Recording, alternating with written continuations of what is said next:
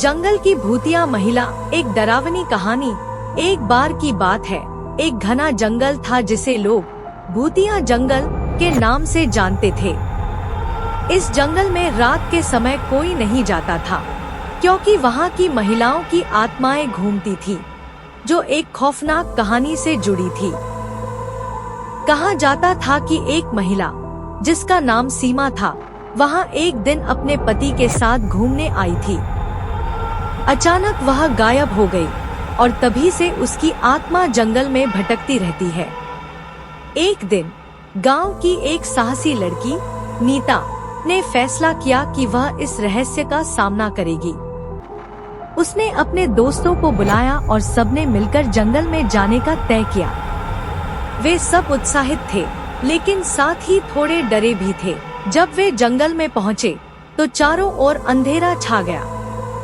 पेड़ों की शाखाएं हवा में झूल रही थी और एक अजीब सी खामोशी थी। जैसे जैसे वे आगे बढ़े, नीता ने सुनी हुई कहानियों को याद किया और उसके मन में डर समाने लगा। हसीन खुशी से बातें करते हुए अचानक उनके सामने एक सफेद साड़ी पहने हुई महिला प्रकट हुई। उसके चेहरे पर एक गहरी उदासी थी और उसकी आंखों में एक अजीब सी चमक थी। सभी दोस्त डर गए और भागने लगे, लेकिन नीता वहां खड़ी रह गई।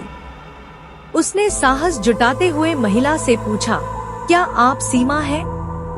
महिला ने धीरे से सिर हिलाया और कहा, हाँ, मैं सीमा हूँ।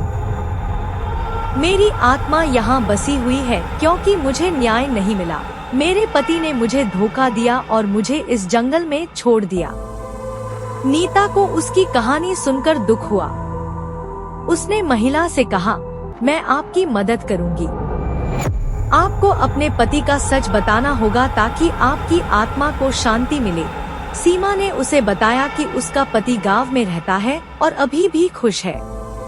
नीता ने तय किया कि वह सीमा के पति को खोजेगी। अगले दिन नीता गांव गई और सीमा के पति को ढूंढ निकाला। उसने उसे सब कुछ बताया और पति ने अपनी गलती स्वीकार की। उसने सीमा के लिए माफी मांगी और उसकी आत्मा को शांति देने का प्रण लिया। गांव वालों ने मिलकर एक पूजा आयोजित की।